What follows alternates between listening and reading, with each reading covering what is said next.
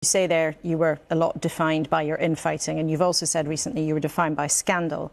But one of the scandals earlier this year was that one of your donors, Frank Hester, had said that Diane Abbott, the Labour veteran MP, made you want to hate all black women and should be shot. Now, Frank Hester donated a further £5 million to the Conservative Party. It seems he pretty much bankrolled the election campaign. You want to change things. Would you accept donations from him in the future if you become the leader? Well, he apologised. He admitted that what he said was completely wrong. And the reason he donated to the Conservative Party's general election campaign was to protect the British people from the Labour government that we now see. No, but this is really that's not my question. My question is, would you, if you win, accept donations from him in the future?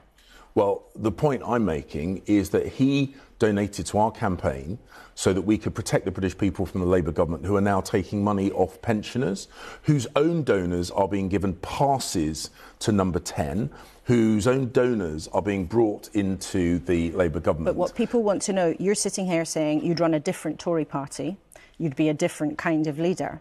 Would that be one of the things you would change? Well, can you give us a clear answer? Would you, if you win, accept more donations from Frank Hester? Or well, not? I've not had any discussions with Frank Hester about the future, but the point is what he said was totally unacceptable. He's apologised for that. He has been a donor to the party. Whether he is again in the future, I don't know. So you might take money from him.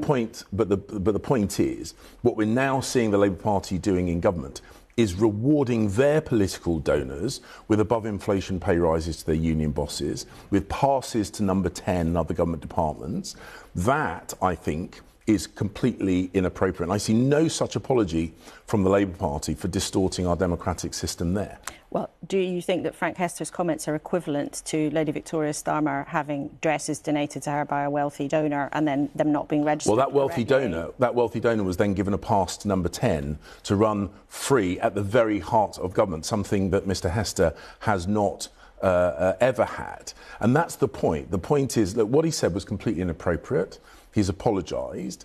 But the big difference is the Labour Party are now paying back their donors in both in terms of these above-inflation pay rises to their union backers and privileged access to the people that filled their coffers.